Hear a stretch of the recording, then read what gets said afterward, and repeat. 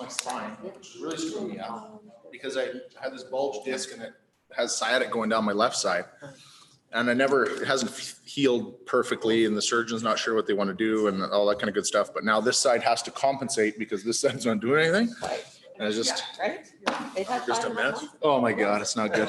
It's not good. Are you like, you know, when you're sometimes at work, you're cooking, you're doing stuff at work, you're not sitting up in an office, are you doing anything? Like, are you hobbling around there? No, like I just been up in the office. So I like literally have to get the staff to help me haul like my laptop and papers and stuff up the stairs. Half the time I crawl up the stairs, I go into the office and I work in there for hours by myself. They'll bring me water and bring me food. And then How many times do you swap for your light to turn on? Oh, yeah. actually I have it open on. So it doesn't. Kind of flew over. But it's brutal because Some thunder and like lightning. first I'm a shower guy and I just can't stand not being showered. But like it's enough work. Like I feel like I'm just about drenched that I did a 30-minute workout just to go from the truck to get here. So I have to bath right now because I have to hang my leg out over the tub. So I lay in there with an ice cream pail and try and clean it out. Oh, and I am not enjoying it at all. At all. Anyways, that was my week. Thank you, Sean Gramlich. Sorry. This all started because Sean was like, come play pickleball. It'll be easy. Good exercise. 7:00. Feels weird or doesn't feel right or. Yes, 7 o'clock. Sorry, it's good focused, right? For sure, yeah. It will be good, as long as it stays like that. Okay, I'm guessing we must be live now, are we? Okay, so everybody just heard that whole story? I heard about your bathing. Oh, did you? Nah, it don't matter. Ice cream pails. Okay. The best part was getting to the bottom of the pail, right? Okay, so call this meeting to order. Any changes to the agenda? Is my mic even on? There we go. Okay. As I see none, I will, sorry, I need a motion, right? We're not a public hearing yet. Thank you, Councillor Gramlich. Motion to accept the agenda as presented. Any discussion? Call the question. Those in favor? That is carried. Okay, so our first agenda item tonight is public hearing for Bylaw 09/2020. So I will start by saying I declare this public hearing open and state that it is held pursuant to sections 230, 606, 692 of the MGA 2000 as amended. The purpose of Bylaw 09/2020 is to amend the Land Use Bylaw 22/2007 by adding regulations with respect to Fire Smart and how it relates to the subdivision and development of land. Regulations include Fire Smart definitions, requirements around wildfire risk assessments, development within the 1.5 meter non-combustible zone, and regulations around fire resistant materials in high risk areas. The notice of this hearing was given in writing to the applicant and assessed landowners and adjoining landowners, as well as planning and development officer. It was advertised on the town's website from July 13th to August 18th today. Presentations are to be brief and to the point. The order for hearing of presentations will be planning and development, followed by those in favor, those opposed, and sorry, lastly, any person deemed to be affected who wishes to be heard. All persons giving presentations, please state your name and address for our minute taker. And with that, Lori, the floor is yours. Okay, your worship and members of council, the purpose of this bylaw is to amend several sections of the land use bylaw to implement some fire smart regulations. The Municipal Planning Commission did review bylaw 09/2020 at its July 27th meeting and have indicated that they do not support the bylaw. Their primary concern was the additional cost to developers in order to build fire smart.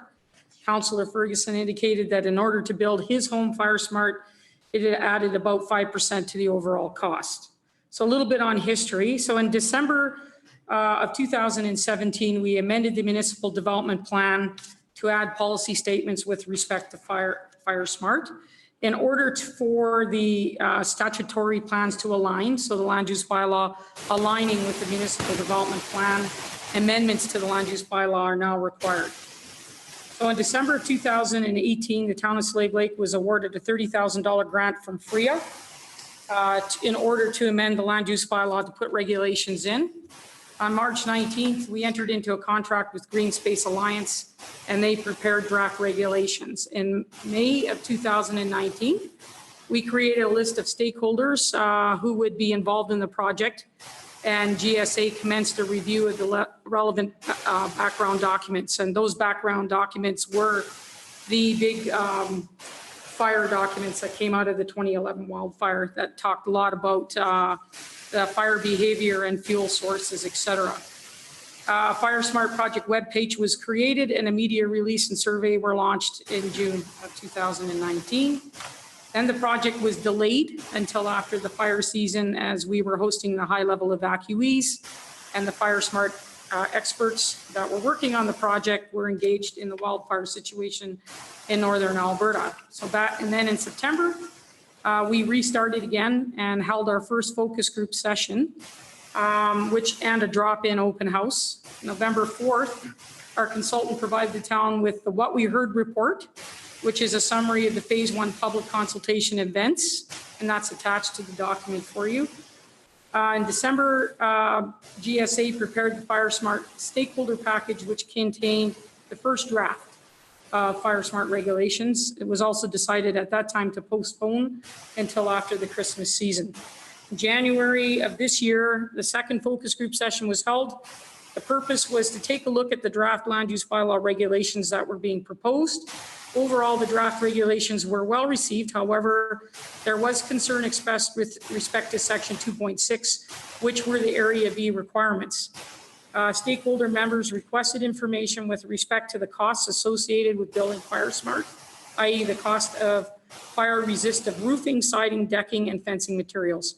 Consultant was also stated that they would add additional pictures and figures to the draft bylaw to provide additional clarity. And finally, it was agreed that rather than do another open house, that a third focus group session would be held to review the final costs and the final draft regulations. This session was not part of the original plan for the project. In March of this year, we held that third and final focus group session, and consensus was reached on the final draft Fire Smart regulations. Also in March, we saw our first case of COVID-19 and a change in the operations of the town of Slave Lake. And due to that change, first reading of the bylaw was delayed. In March of 2020, we were granted a second extension for the project to September 30th of this year. And on May 5th, the Fire Smart bylaw was presented to council for first reading. I'm just going to go over the amendments to the land use bylaw. They are attached. Bylaw number 09-2020 is attached to the report. Everything in red has been added to the existing document.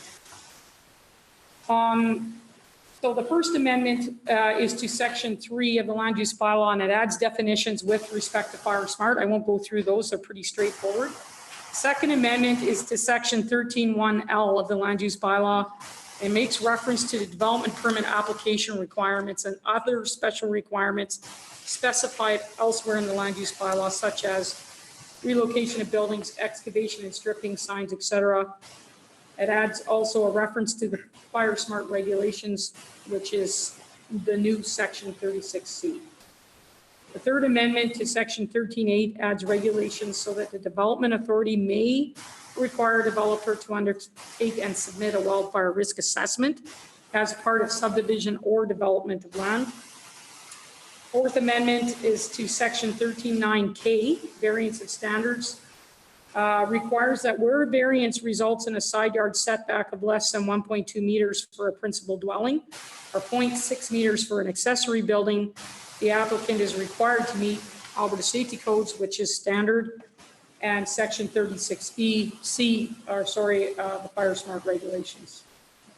The fifth amendment is to section 24(2), relocation of buildings, and adds regulations stating that the development authority may require a wildfire risk assessment if necessary.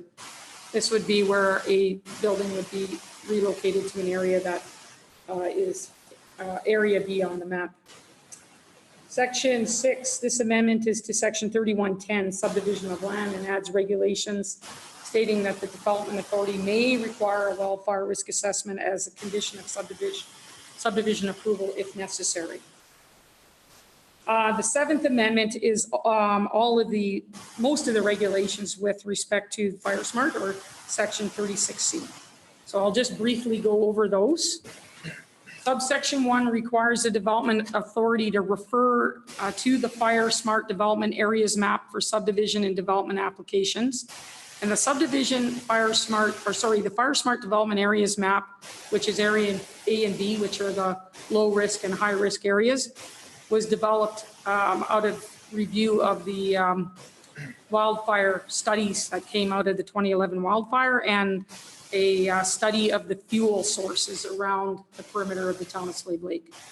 Subsection 2 allows the development authority to include conditions and standards that exceed those indicated in the Fire Smart regulations. Subsection 3 allows the development authority to require the developer to remove wildland fuels if necessary. Subsection 4 allows the development authority to require that all new developments have a Class A roof material. And just for clarification, that includes asphalt shingles, which I think almost all structures in Slave Lake are built with asphalt or very close. Subsection 5 requires that all new developments shall separate coniferous trees by a buffer of 8 meters and be located a minimum of 7 meters from any structure. Subsection 6 sets out regulations for new developments that are susceptible to wildfire hazards and are located within the Fire Smart Development Area. A, that a wildfire risk assessment may be required, and if it's in the Fire Smart Development Area. B, that a wildfire risk assessment shall be required. All wildfire risk assessments shall include recommendations on hazard mitigation, and those recommendations may be completed as part of the subdivision or development and may also be included as a condition of subdivision and development of land. Typically, we would see that handled at the subdivision stage and not at the development stage. Subsection 7 sets out regulations wherein the development authority shall impose conditions of development or new developments that are susceptible to wildfire hazards, requiring the establishment of a 1.5 meter non-combustible zone around the perimeter of all structures. All landscaping within that 1.5 meter non-combustible zone shall meet the Fire Smart Canada references, and all fencing shall be constructed of a fire resistant material. And that's just within the 1.5 meter non-combustible zone. Subsection 8 sets out requirements where, if demonstrated in a wildfire risk assessment that a proposed development in Area A is susceptible to wildfire hazards, that the exterior sidings, decks, porches, and balconies may be constructed of fire-resistant materials. And subsection 9 is the same regulation, however, for Area B, and requires that it shall be constructed of fire-resistant materials. And the 8th Amendment adds the Fire Smart Development Areas Map. 9 is an amendment to Section 59 regarding landscaping in residential districts following the requirements established in the Fire Smart regs. Number 10, 11, 12, and 13 do the same thing for multifamily, commercial, industrial, and special land use districts with respect to landscaping. I just wanted to mention that this bylaw amendment has been advertised already since July 6th. We're not recommending that council consider second and third reading at this date due to the extended delay in the project from COVID-19. We're recommending that the bylaw be brought back on September 15th for consideration of second and third reading. And by that point in time, the bylaw will have received 2 months of advertising on social media. Any questions? Okay. Questions or comments from council? I'll start. This is pretty quiet. So, Lori, I appreciate all the, sorry, Chris is texting me there, communications that were, okay, so we got a mic issue. So our mics are not shutting off.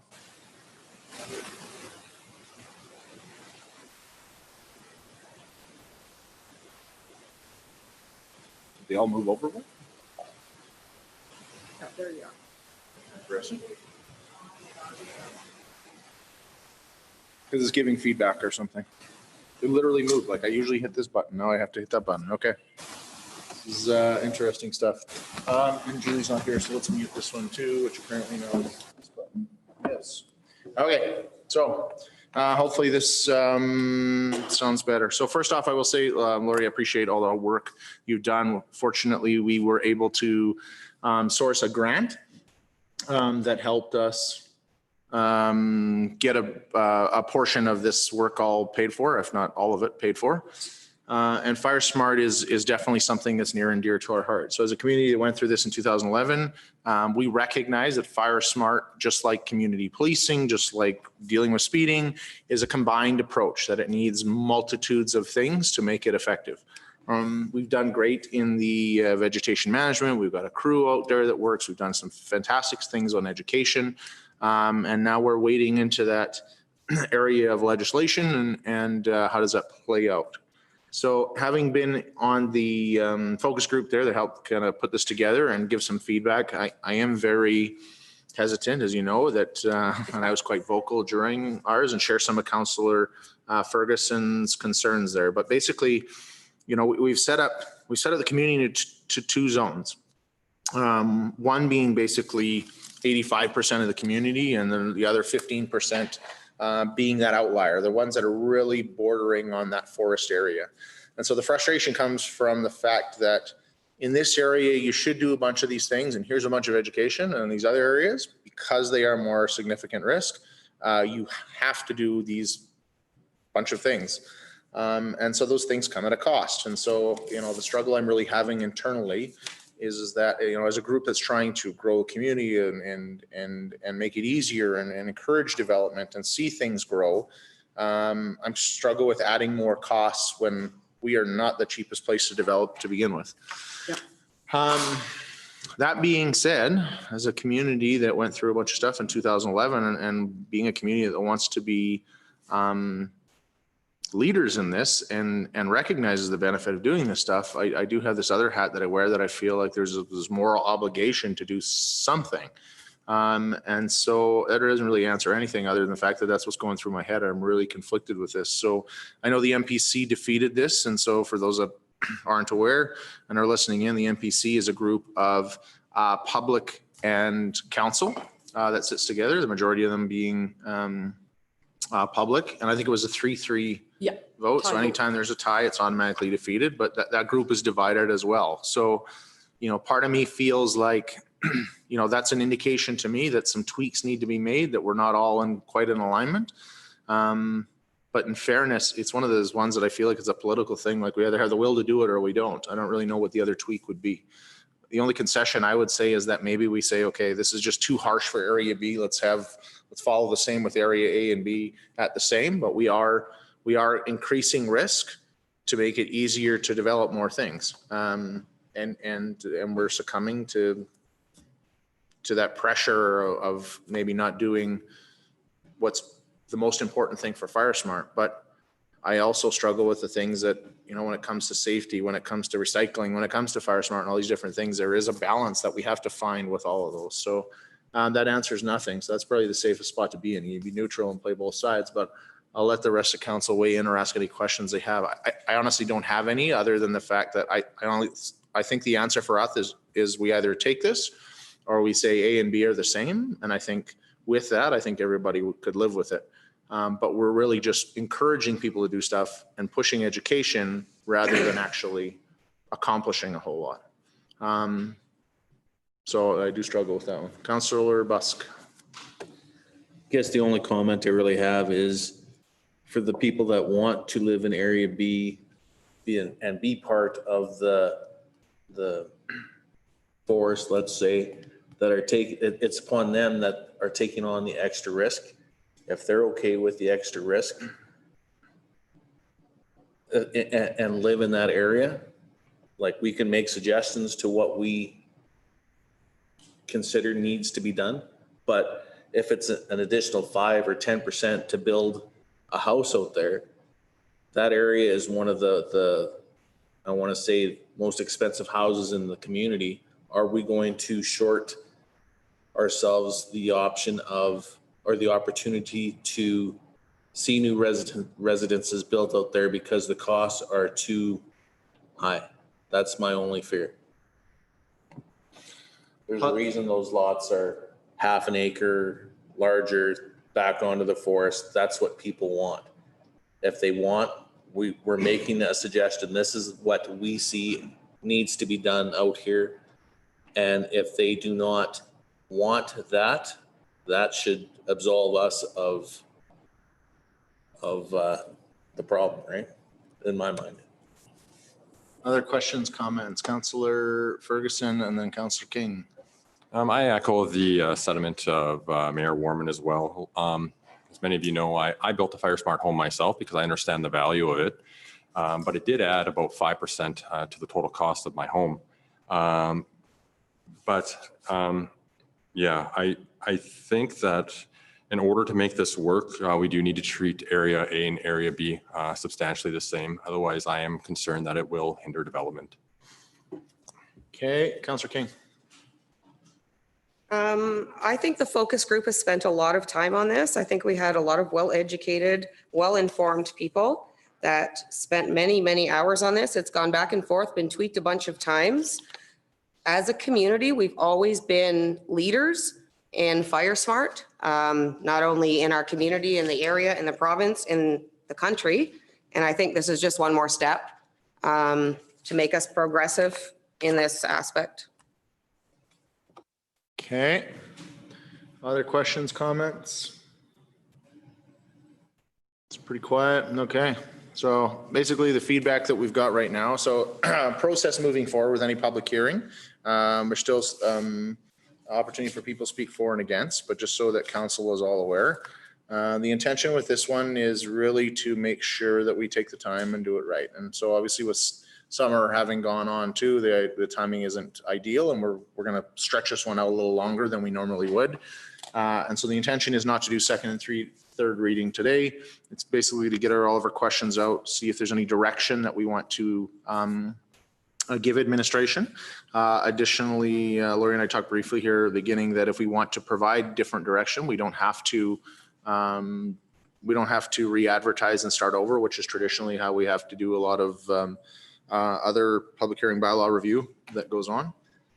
So we do have some time, we have some options, and we have some flexibility, but right now in my head, it's either we go for it or we play a little bit more reserved option and put A and B together. And right now, a lot of that option, that area B is south of town and some of it east of town, where right now most of our, our lot spacing is quite spread out. But realistically, from our discussions as council over the years, our next logical development areas are going to come south of town, where we probably won't have the same parcel sizes we had previously. And so we're going to see that all of a sudden that, that constant, that density building. And so it's something there that to consider. I'm realistically just talking out loud, but I'm really struggling with which way to flop on this one. So with that, if there's no more questions for planning and development, I would then at this point ask those in favor to come forward and speak. Those in favor of the bylaw, going once, going twice. Those opposed to the bylaw who wish to come forward and speak. Those opposed, anybody opposed? Those who deem to be affected by the bylaw and wish to come forward and speak. Those affected. As I see no one else, we have received no other written feedback. No, not a thing. Not at a this thing. point. Nope. Everybody's more interested. With all the extra time at home, you think they'd be combing through this 47 pages of Fire Smart principles there for some direction and give us back. But I will encourage our administration to keep advertising and pull some of the stuff out. Chris is probably listening, and hopefully, but between him and Joanna, I hope they nail me down that this would be a good one. I haven't done a video in a while, that we should talk about it again, just talk about the things that are happening and see if we can encourage some feedback one way or another. But at this point, I will declare this public hearing closed, and we'll move on to the rest of our agenda. Great. Thank you. Thank you, Lori. Okay, so we've got minutes in our package from July 7th, starting on page 3 in our package. Any issues with those minutes?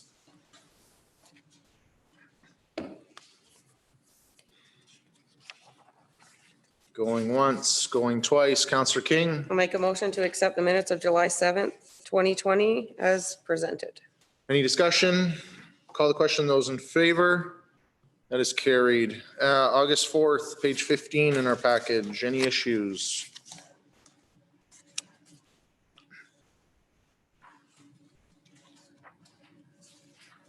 Going once, going twice. Counselor King, you look like the only one that wants to play the game tonight. Make a motion to accept the minutes of August 4th as presented. Any discussion? Call the question. Those in favor? That is carried. At this point, we'll jump into CAO update, and Mr. Kim will come forward and pepper him with questions.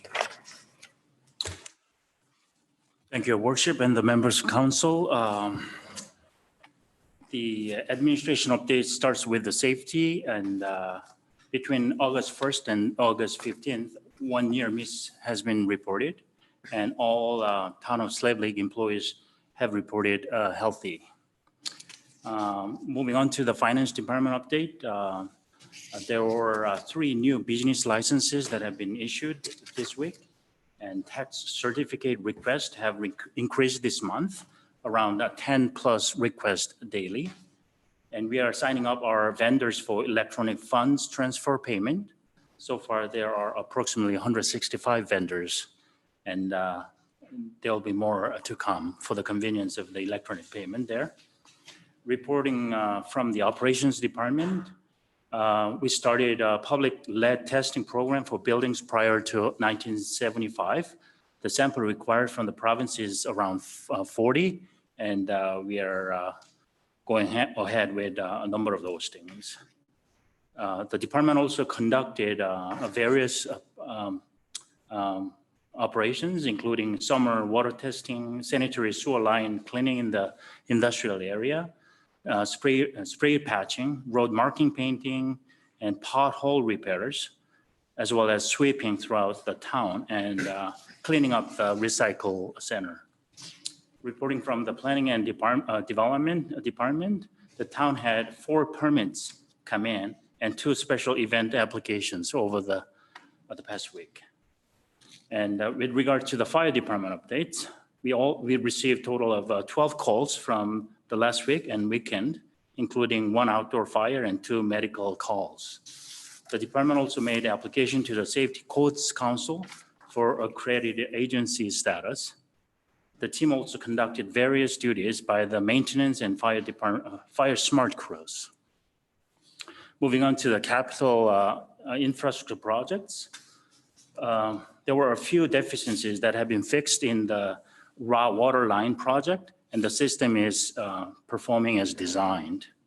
All other capital projects and programs are proceeding as planned, including the Lagoon, Hilltop Reservoir, and the annual road maintenance.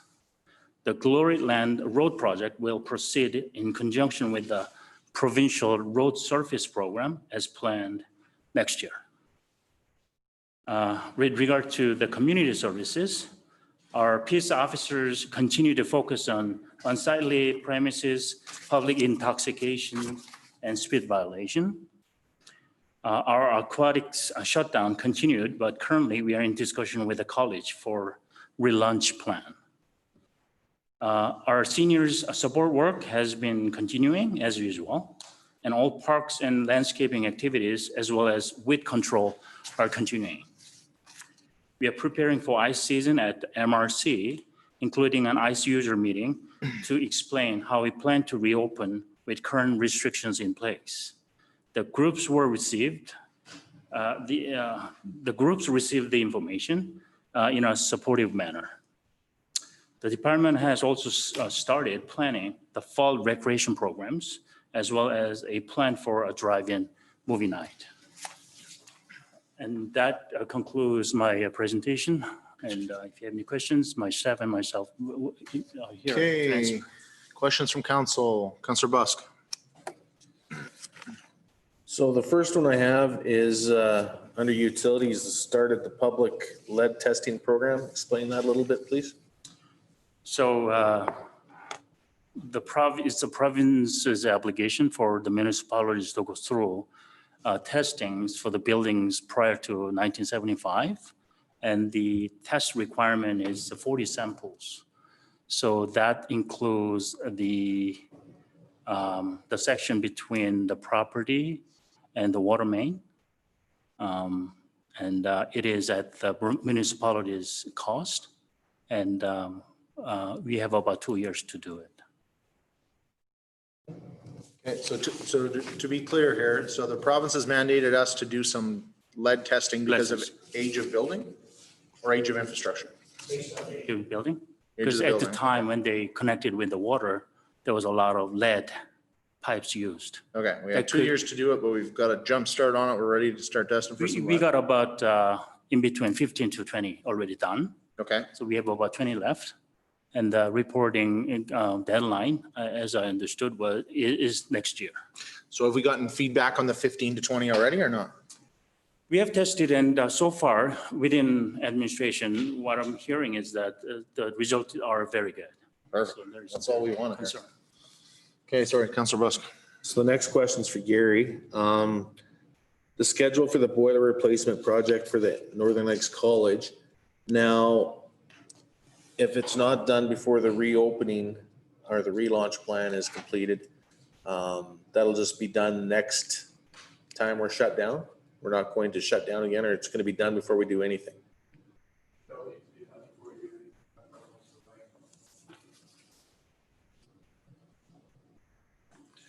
We're just waiting on the college to tender the project out and to working with their engineers to come up with a project timeline. The challenge is that they have funding right now for this project that was part of a stimulus grant given to the college that they need to go ahead and use right now. So the plan is that we're going to finish our shutdown pieces, reevaluate. There are some options in terms of being able to, one option possibly maybe to be able to get our staff retrained and get everything ready, shut down for the boiler project, take the boilers offline. And then when the boilers are back online, being able to heat the pool back up and actually open to the public at that stage of the game. I don't have a timeline right now because of the tender process with the college. That time to replace the boilers though is minimal? It won't take long? Well, this project is much greater than just the boilers in the pool area. It's the boilers throughout the entire facility. And so the college certainly has a desire to have the boilers completed as soon as possible because they use hot water heating. We're going into fall, they're going to need heat, right? So I think it's safe to say that, you know, the intent is to try to keep the project as short as possible. But the way the timing when this worked is that they will only receive funding about a week or so ago, maybe 2 weeks ago, and they're trying to get the engineering done and get a contractor hired to get the work done as soon as possible. Okay. I have some more questions for Gary before we jump back to David anyway. So first off, I will say ICE users meeting, how'd that go? Went very well. Yeah? Most user groups are pretty understanding. They can appreciate the challenges that we have. And it's consistent with what they're hearing from other communities as well. Okay. I just, the heads up, I got a bunch of feedback this week of people read the paper and they're quite concerned about how the MRC is going to work. And, you know, so I've really been pushing back on them. Frustrating for us too. And it's going to be a steep learning curve for everyone. But these are mandates that are driven down provincially that we have to follow. And we don't have a lot of flexibility there. And these are also, if I may, these are also very similar to what's come out from Hockey Alberta and Canadian Rec Hockey Association and some of the other sport bodies. So it is what it is. That's what we have to live within. Okay. So can I just add to that 1 second? Okay. So I'm hearing from a couple of the referees or former referees in the community that it's come down for them to have to be using some like special whistles and things like this. They're like $80 to $100 for a whistle, and when you're making $5 or $20 a game, it's where's the cost sharing, I guess, with this when they're basically a much needed volunteer for hockey to be able to run. I haven't heard that. All I've heard is that there's some challenges with reffing, but. Okay. Councilor Gramlich.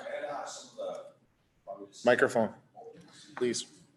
Some of the people who read the stuff in the paper and hockey parents like to brainstorm and come up with ideas for you guys. The concern was Arena 2, there wouldn't be enough room for everyone to watch their kids play hockey. So this went a different direction than I expected, but they were like, if we all wore masks, would that work? Is that an option moving forward for minor hockey? Certainly, that's actually going to be part of the setup in Arena 2, is that we would have an area potentially that'll be socially distant, and then an area that you have to wear masks. Okay. Basically, the whole area that's the seating that's along the wall between, that's shared with the field house. There's no way you can have 6 foot spacing and allow people to go back and forth in there. It's just too small. So that whole area would have to be a mandatory mask area. Okay, thank you. Councillor Busk. And just one last question. I know this is all mandated by province and stuff like this, but for our staff, how are we going to are we going to have somebody there warning people that they're cheering too loud, that their kids are running to go use the bathroom or something like that? Are we going to have somebody there saying, okay, well, you're going to have to leave because it's mandated that you can't yell or cheer for little Johnny or Susie that are playing hockey? Like, are we taking this with common sense, or are we taking this to the extreme? So I'd like to say we're using a common sense approach there. We have no additional staffing, and we're trying to manage the best we can with the existing staffing complement. The other piece that ice users will see and we're presented with, and after some discussion, I think most were very much in favor of this, is that each ice user group will have a volunteer or someone from their league or from their organization that is almost like a COVID point person for that. They will look after making sure everybody is signed in, because we have to do contact tracing. So everybody has filled out the contact tracing form. And that person is also going to be there to help us out with some of those enforcement kinds of issues. And so that is one of those things that's was actually a suggestion from Hockey Alberta that we get our user groups involved that way. And so that's going to be the direction we're taking. We do have to take a fairly hard approach when there is definitely a problem and the problem isn't being dealt with. So if there's a team A is consistently doing something that that's against the rules and they've been warned about it, we do have to take action around that, unfortunately. Fair enough. The one I struggle with the most, it drives me nuts here, with respect, and I know it's not you, Gary, but you're the person that's sitting in front of me, is that, these kids can all go play sports on the ice surface together and literally like knock each other over. But then when they go back to the bench, they have to be 6 feet apart. So that one just doesn't make sense to me, but it is what it is. And I don't expect the comment, but Alberta Health Services, you're listening. I think you guys need to think that one through. Next, I will say I'm excited to see new things happening there. This explosion of pickleball. and you guys are starting a league. I just like to encourage that we have proper signage out there, because I think honestly it is a very dangerous sport. And if you do not go through the proper training and stretching, make sure we have lots of posters and signage and stuff up, because it is literally one of the most dangerous sports that are out there. I'm joking. But it's great to see it. It's great to see us using that facility, right? So one of the things that we're always pushing for in council is just encourage our administration to find new revenue streams, new programming. Don't stick with whatever we've done for the last 20 years. So it's great to see some of that stuff happening. But I encourage all those older men to know your limits, right? Okay. Any other questions? Councillor King. This one's also for Gary. Okay. With the school year starting, I always get questions about PD days. I'm not sure how far you've gone in the process. So I'm just going to throw it out there. Some of the questions that I've been asked is, will there be an increase in cost? Will the kids have to wear masks, and how will they social distance? So I'm not sure if you guys want to do a communication or something. These are just questions I'm getting already. I will need to do further communication on that. I know our staff are putting together the plan that matches what government has guidelines, but I don't have that information right now. It's still somewhat into development. I will say too, Gary, though, the videos that you guys did last time there, I think were great, and encourage community services to do more of that. A feel, especially coming into that season before ice goes in, what can you expect when you come to the facility? What do you see? What does all this stuff mean? I think use that tool. Yeah, certainly. And we have some ideas around some other video things to help us communicate some pieces that's going on both at the MRC and the pool, and we'll be working on that over the next little while. Perfect. Any last questions? If not, okay. Thank you, gentlemen. So we'll jump into our first report, which happens to be you, Gary, so you're in the right spot. Right here. On page 27 of our package, and this is about our government center roof, and I'll turn it over to you. So good evening. I think as council is aware that in 2018, we had concerns raised about the roof at the government center building. At that point in time, a consultant was asked for an opinion, and the subsequent project that was brought forward to capital budget and approved for the 2020 capital budget would have seen a full membrane replacement of about $700,000.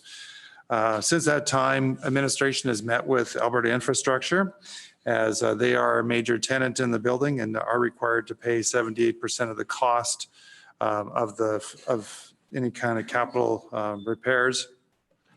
Alberta Infrastructure requested an additional inspection and a second opinion essentially on the roofing consultant.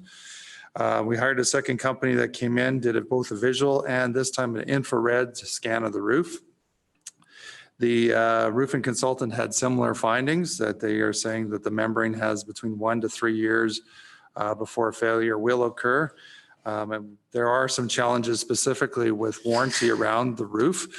More specifically, the warranty that's on this existing roof is a 10-year warranty from when the building was rebuilt.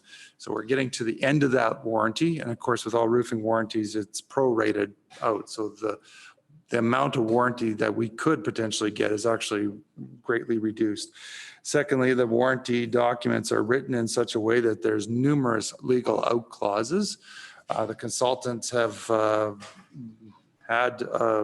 they deal with this stuff all the time, and they have a legal person that took a look at the warranty, and it's extremely hard to put forward a warranty claim based around the way it's wording, because there's things that require you to do inspections and maintenance on a regular ongoing basis and have proof that you're doing that, not just when the work needs to be done. You need to be proactive in your roofing inspections and so on. And as a building owner, we just don't have the records to be able to go back that far to the start of when the roof was installed. However, the second consultant had a solution that administration actually quite liked. And it involved, instead of replacing the whole membrane, it was just basically adding layers over to those areas that are failing. Can add a 15-year lifespan to our roof. The challenge is it's not the entire roof is failing, it's sections and strips. And so they would torch on essentially another membrane over top. After doing some research, administration formed the opinion that we like that type of approach instead of removing the entire membrane and putting a new membrane on, because we don't know we could have just as many problems with a new membrane over time, where this would, you leave your membrane in place, you're basically sealing over those areas that are a challenge or a problem. The new retrofit project is substantially less in cost of about $215,000 based upon the consultant's initial calculations. Of course, that may change as we go to tender. That is fairly consistent with what the capital budget had an approved amount for in terms of being able to fund through MSI. The province's share to this would be approximately $179,000. That, of course, depends upon their repayment schedule. One of the things that Alberta Infrastructure is trying to do, and I can appreciate where they're going with this, is that they had requested that this be put forward as an amortized amount as an additional rent charge over a period of time, that period of time to be negotiated.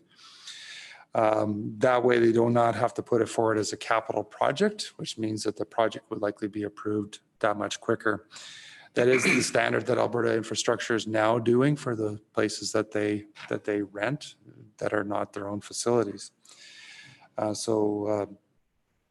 We always would have the option to try to get them to recoup that in a lump sum, although that would take some negotiation and approvals on their side of things.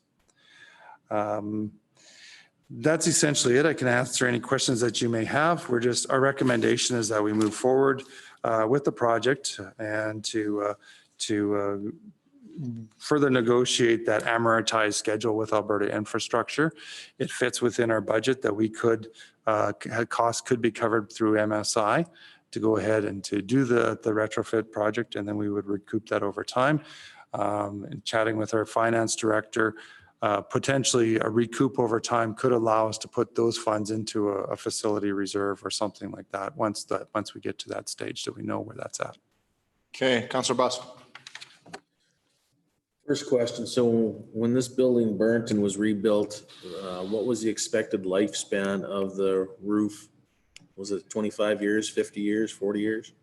So the roof that was installed after the fire has a 10-year warranty. So usually roofing plans are roughly, your warranty is roughly what this lifespan is. So it was a material that was chosen because it met the LEED requirements. And the LEED, by talking with the consultants, oftentimes the roofing materials chosen to reflect the sun have a shorter lifespan. So even though it's only been 10 years and we're talking about replacing part of the roof. Yeah. So realistically, the rest of the roof is on that same lifespan would have to be changed as well. Instead of doing this piecemeal, I'm all about saving money, but doing this piecemeal and then turning around in a year or 2 years time and having to redo the rest of it instead of doing the whole thing at once. So I'm reliant on our consultant's opinion on this, as he's a roofing expert. Where we're seeing the failures is actually in lines. And I had a great photo. I just didn't bring it because of the challenges of putting it on the screen in the room here. But if you imagine a roof, the way the roof is built is there's a deck, a layer of insulation, and then a membrane on top. And there's a fastener that basically clamps the whole thing together. And these fasteners are spread throughout a line across the roof, and then there'll be a span and then another row of fasteners. Where each one of these fasteners are is where the roof is failing. And the consultants are viewing as heat transfer from the inside of the building, that the heat's going through the metal fastener, causing it to lose its granular material on these spots. If you look at it, it looks like somebody just basically walked across the roof. There are black spots all across the roof. It's those spots that are failing first. And our consultant viewed that if we put the layer of material, another layer of membrane torched on over those areas, that would resolve the issues. Okay, so to be clear, we're only torching these spots where the fasteners are. We're not redoing the whole roof. We're not doing the whole roof. Jeez Louise. And it strips. I mean, it strips over a significant part of the roof. Okay. And so you say it's granular, so it's like gravel up there? So yeah, it's not gravel, but it's like, it's a membrane that has like a granular type, gravelly, sandy type material embedded into the membrane. Interesting. Okay. Other questions, comments from council?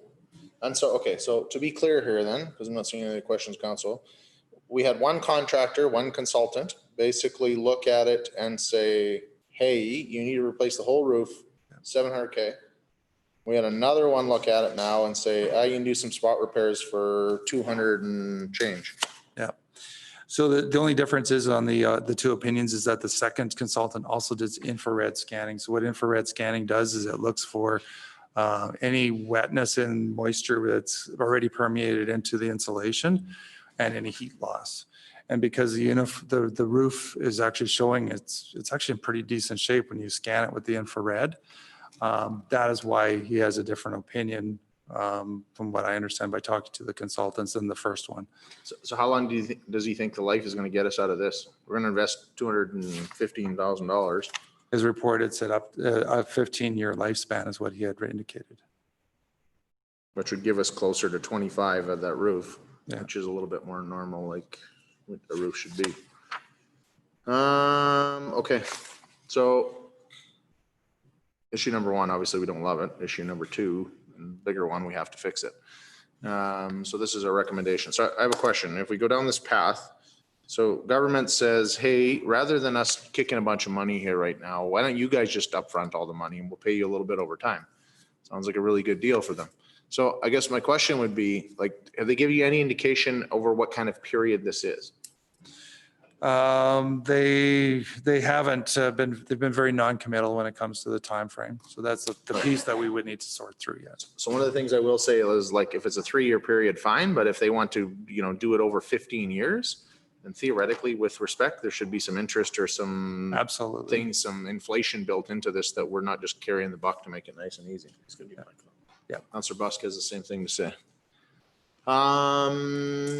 Okay. Any other questions, comments? I don't know. I feel like we're at Tri-Council. I don't love it, but I can live with it. So I will start. Councillor Busk. Make a motion that council directs administration to proceed to the government center retrofit project and continue to work to the Alberta infrastructure on an amortized cost recovery schedule for the government of Alberta's portion. Any discussion? The only thing I would say, Gary, I would love to know, whether it doesn't have to be formally a thing like this, but I would love to know what the schedule is and what it is before we just sign on that line. Certainly. Please and thanks. Absolutely. Councillor King. What's the average cost, Gary, to get somebody up there for a third opinion? Be about $5,000.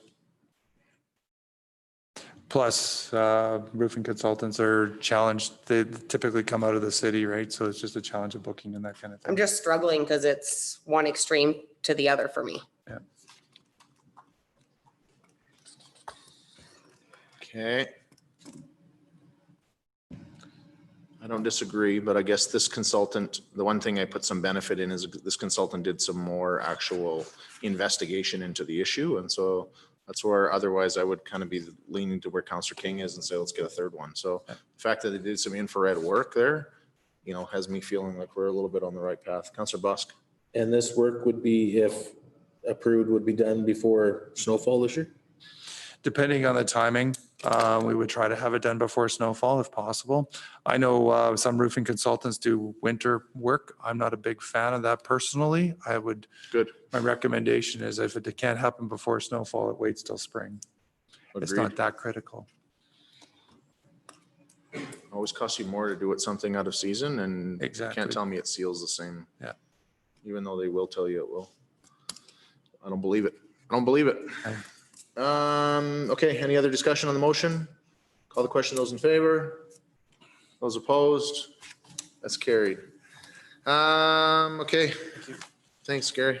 Christina, you're up next. So page 30 in our package, economic development expenses. Good evening. I don't know if this is just a small report here. We're requesting to pull $10,000 from economic development to purchase office equipment, cell phone, laptop, phone, just supplies to build the office for the economic development officer. Okay, so in short, we've successfully hired an economic development officer. They're coming to start work for us, but we need to get the space set up for them. Yeah. And you guys are looking, because this was allocated as one big It was- piece and we haven't really pulled it out. We're going through an accounting process to make sure that the money goes where it's supposed to go. Yes. Okay, any discussion, questions from council? Motion from council? Councillor Gramlich. Thanks for the whistle. That council approve expenditures for the office supplies and equipment up to $10,000 for the economic development position. Any discussion? Call the question. Those in favor? That is carried. I am excited to see this position moving along and this becoming part of our culture as we move forward. Thanks. Thank you. Okay, so bylaw number 09/2020 Fire Smart Regulation. We went through this in our public hearing. And so Lori had nothing more to present. I told her that we'd ask all our questions in public hearing and she didn't come back. So I'd be looking for, I gotta get through all these pages here. A motion to accept as information for tonight to bring back to meeting Yes. in the middle of September. Yeah, there's a motion requested there on page 37 in our package. Councillor McGregor. I'll make that motion that bylaw number 09/2020 to amend various sections of the land use bylaw 22/2007 with respect to Fire Smart be brought back to September 15th, 2020 council meeting for consideration of second and third reading. Any discussion?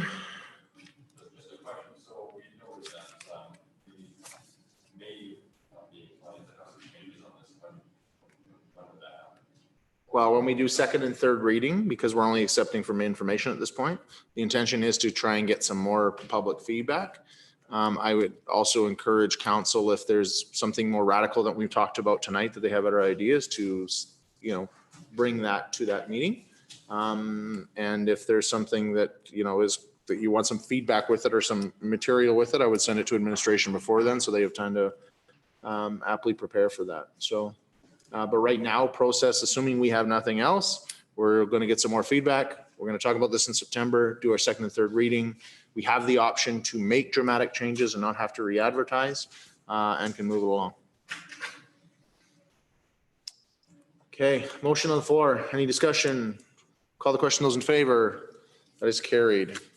Okay, Kush, let's talk capital. Page 78 in our package.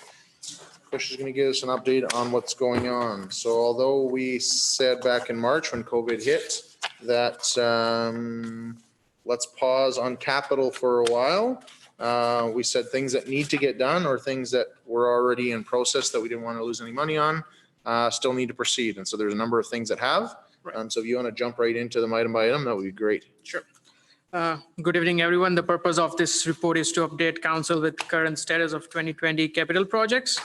Referencing to the 2020 capital project list, a few projects are progressing this year, while a few were deferred to next year due to ongoing pandemic. Please refer to attachment A for information on individual projects. I'll start with Hilltop Reservoir upgrades. Allotted 2020 budget is 1.68 million. Scope includes demolition and rebuilding of well house as the process mechanical systems were in poor condition due to almost 50 years in service. Hilltop Reservoir is critical in operation as it feeds the town when the water treatment plant shuts off every evening. Due to ongoing upgrades, Hilltop Reservoir is out of service and water treatment plant is feeding the town 24/7 through pressured distribution system. Current status project is progressing well. Construction of new concrete well house structure is now complete. Waterproofing work are progressing, which will be followed by process mechanical work and further followed by crack repair work on top of reservoir. Expenditure till date is $824,000. Expected completion date is October 2020. Next is Sewage Lagoon upgrades. This is a carry forward project. Allotted project budget is 14.14 million. Project scope includes addition of Sager cells to efficiently remove ammonia and nitrogen from wastewater before discharging it into Sewage Creek. Converting existing sludge drying cell to Lagoon cell, desludging of Lagoon cell 1, lining of Lagoon cell 1 and 2 with HDPE liner, installation of new aeration system in all 4 Lagoon cells, and some earthwork around cell number 3 and 4. Current status, with less rain in the last couple of weeks, the project is picking up speed and is expected to complete this year. Earthwork for cell 1 is complete. Lining of cell 1 is progressing. Earthwork around cell 3 and 4 are also progressing. With cell 1 under construction, the sewage from Sewage lift station is being diverted to cell 2. Once the construction is finished, it will be diverted to cell 1. Due to the amount of rain days witnessed in Slave Lake in the last 2 years, it have made the project extend beyond original deadline. Due to that, some budget overage is expected. Currently, expenditure till date is $12.3 million. Expected completion date is somewhere between late September 2020 to early October 2020. Okay, Kush, we should ask any questions as we're on the project rather than, so I should have done that Sure. for the first one. Was there anything on Okay. Hilltop Reservoir? I see nothing. Sewage Lagoon, I had a question. So I know that we had an issue that basically cell 4 had way more material coming out of it than we anticipated. Cell 1. Cell 1, sorry. Yeah. Right, because go 1, 2, 3. 3, 4, yeah. One is on the south side. Yes. Right, okay. So cell 1 had more material coming out of it than we anticipated. So basically, we drain these things, we have to pull up material. We don't really know till we drain them how much material's in there. Cell 1 had a lot, removing that much more material. Yep. And there was an overage there expected because of that. And so we made some modifications to cell 3 and 4 with the lining and the scope of the project there to save some of that. So do we still have some contingency built in? Yes, we do. Okay. I would just query that because, you know, I understand that the additional costs and that sort of stuff. I was just wondering if it was going to come out of contingency or. We do have some contingency built in the sense that we have already purchased material for cell 3 and 4 Yeah. for lining it. So basically, we found, Oh, because we had the option to Yeah. send it back, but we're going to keep. yeah, but what happened is we called the company to see how much credit they can give us. So they said that they can only give us $75,000. But the material is somewhere around $255,000 worth. So what we said is, let's just find some other options on our end rather than sending it back to the vendor. So one option is MD 124. They recently had a grant for Smith Lagoon, and they are upgrading their lagoon with lining the lagoon and everything. So I talked to the engineers briefly on it. I think the Smith Lagoon would require 40,000 square meter of liner. We have additional 35,000 square meters of liner. So hopefully, We have 35. yeah, we have 35,000 that we can sell it to MD. Okay. Yeah. So that's how we can sell the material and recover some cost. Okay. Yeah. Okay. Any other questions? None? Okay. Road maintenance. Okay. Road maintenance program allotted capital budget for this project is $391,000. Capital budget was amended this year to include this project once the additional BMTG grant funds were determined. BMTG grant funds will be used in conjunction with operating funds to carry out this project. The project is intended to cover areas beyond the typical routine maintenance. The project will improve overall rideability, comfort, aesthetic, and some surface drainage issues on our town roads. Current status, major repair works in all 4 quadrants is now complete. However, some additional sections were noted and will be added to this program. Out of 2 sections in industrial area, 1 is complete and 1 more to go. Administration is working with operations department to determine potential sections on Main Street as we have some budget availability. Spent to date is $304,000. Expected completion date is early September 2020. Okay. So I have a couple questions about that one. So first off, we talked about the industrial area that some work has been done and there's more to be done.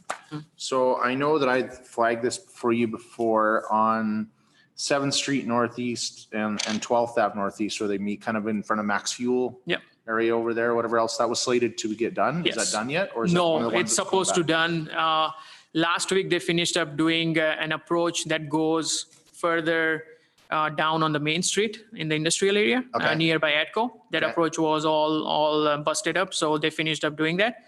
And next focus on a good weekend, they would focus on that max fuel distribution section so that it's less traffic. Okay. Yeah.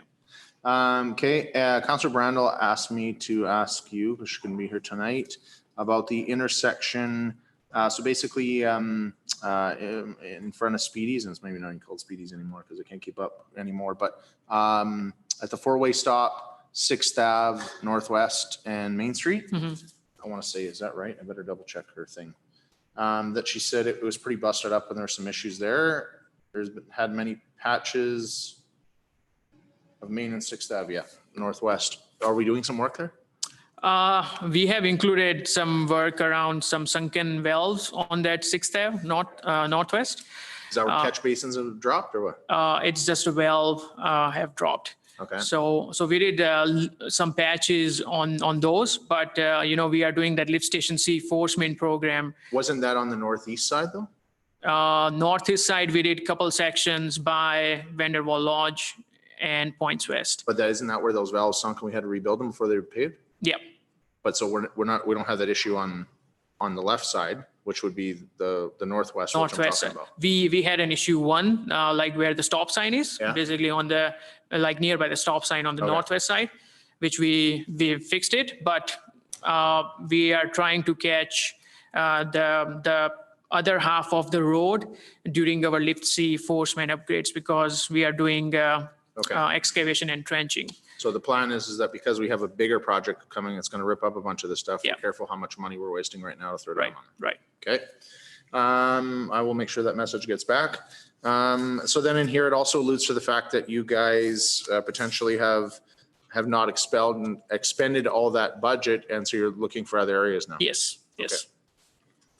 Okay, sounds good.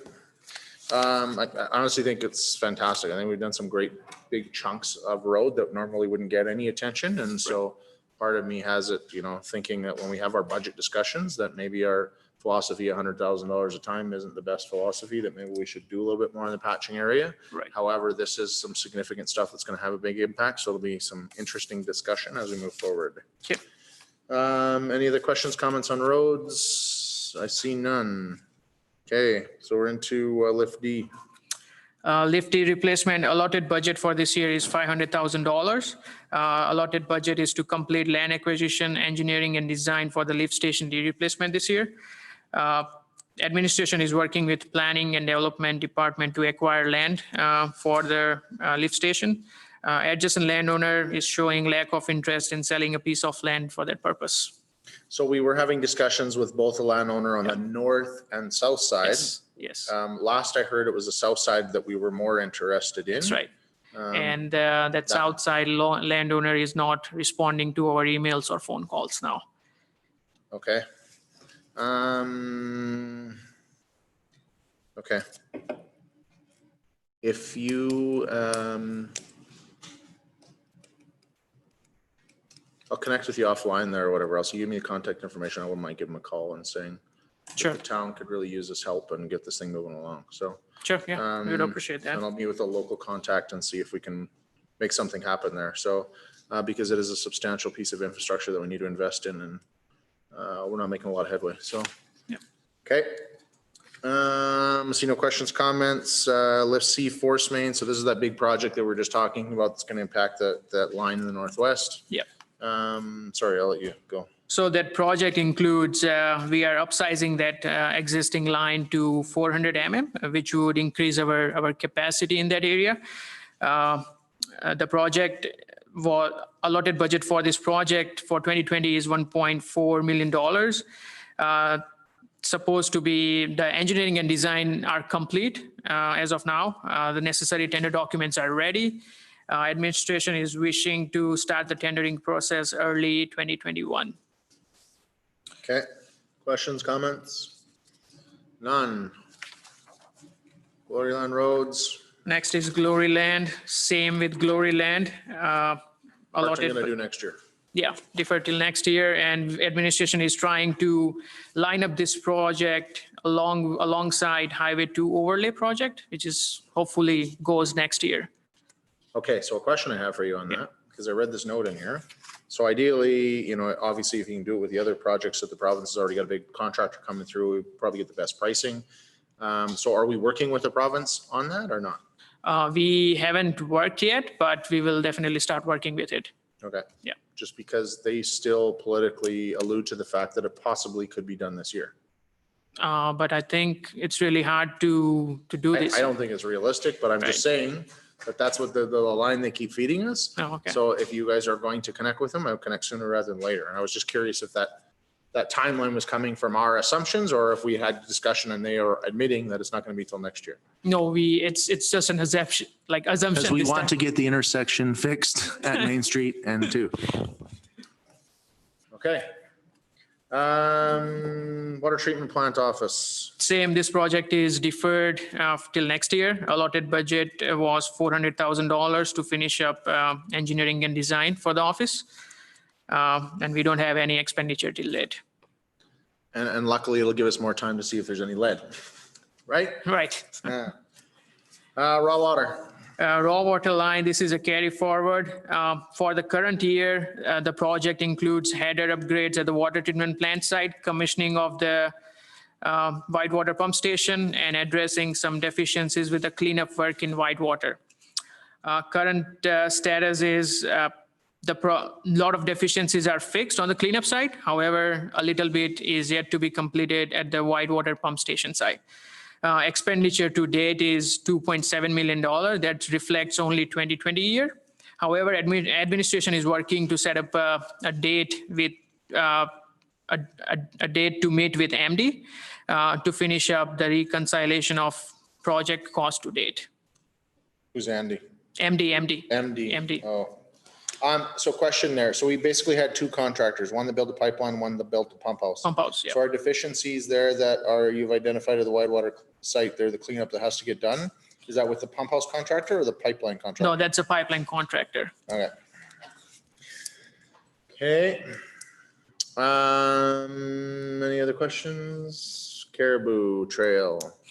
So we have sent an email requesting some information on this CN Caribou Crossing to CN, but they haven't replied back. And I assume it's just because they don't have any availability of budget on their side. And I'm hoping this will go, we will follow up again next year and see. Yeah, so basically this is one that was been on our books for a couple of years. We'd love to see a better railroad crossing on Caribou west of town. The funding actually comes, there's an opportunity that CN basically applies to Transport Canada, gets a majority of the project funded by the federal government. We have to kick in 12% of the cost. And so council has it in the books that we will do this project if and only we get the grant. And so every year they keep saying, nope, not this year. And once again, it seems like, nope, not Right. this year. Right. Okay.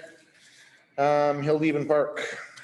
This is a project allotted to me. It's a part of community services. The project is again deferred due to ongoing pandemic. So hopefully this will be finished next year.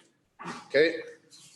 And last one is our Highway 88 pedestrian crossing. We've talked about a few times there. Yeah. Theoretically, we have money on the books to help with the cost of a pedestrian crossing on 88 close to the Sarge Travel Center. Right. And although we got some promises from the minister that things will move along, now there's some red tape Right. that's thrown in our way. And so we're going to meet with the MD to have some more discussions about whether or not, or how far we want to take that. That's right. Okay. Any last questions on capital? Okay, sounds like it's going to be a busy year next year. That's right.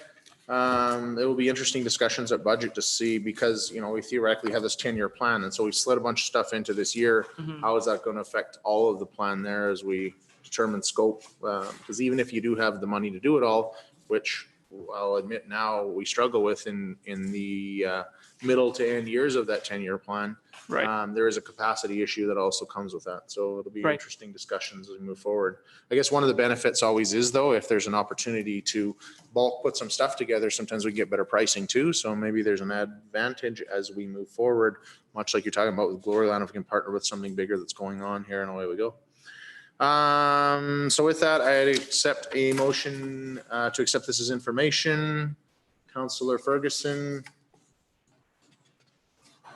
Any further discussion? Am I doing something wrong, Councillor Busk? Well, no, I thought that there was some extra funding that the government had put forward Right. and that we were supposed to try and allocate towards some new capital projects. I thought that's what this was going to be included in this report. That was, Okay, coming to next council meeting. Any discussion? We have a motion on the floor to accept his information from Councillor Ferguson. Any discussion? Call the question. Those in favor? That is carried. Okay, thank you. Yeah. So next is Mayor's Corner, and I got a big long one here. So I mentioned previously that summer hasn't been quiet, and it hasn't. This is literally the busiest summer I've ever had in politics. But The toughest and most disturbing news that came to council this week was very sad to hear the passing of Brian Roche. Brian Roche, a councillor with the MD for a number of years, long before I even got into politics. Was passionate with his church and his congregation, was on the Watershed Council for a lot of years, was passionate about healthcare and access to healthcare in our community. And it was quite shocking to hear of his passing. So we have reached out to the MD and our thoughts and prayers, our deep condolences go to all of his family and friends. He just retired from working with his colleagues for a number of years. Just thoughts and prayers with all of them. His service is on Saturday, and obviously with COVID stuff going on, we'll have to attend by Zoom, but yeah, it was just quite the shock. So lots going on behind the scenes, shifting that. I will say that I'm excited for a number of things.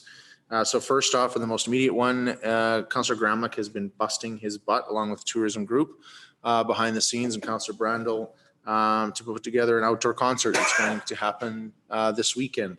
We'll be over in Sunset across from Fournier. So if you've seen the graders over there doing a bunch of work, we have a fantastic opportunity to have a world-class entertainer coming to our community, and you get to enjoy the fun of that right from your own vehicle. So bring your best cold non-alcoholic beverage and some snacks and enjoy it. Tickets are $80, I think, Councillor Gramlich, off the top of my head. They're available online. But I really encourage a lot of the whole campaign behind the concert is to push that, we're all struggling and some of the mental health stuff that's going on behind the scenes. Some of us are getting tired of being cooped up at home. It's an opportunity to get out and still be safe and even enjoy it with a bunch of friends. So I encourage people to go online. It's talking about some thunder showers this weekend. Not really looking like it's on Saturday. It's more looking like on Sunday. So it's definitely not worth going camping. It's a weekend to buy a ticket and come to this great event. And I hope to see you guys all there.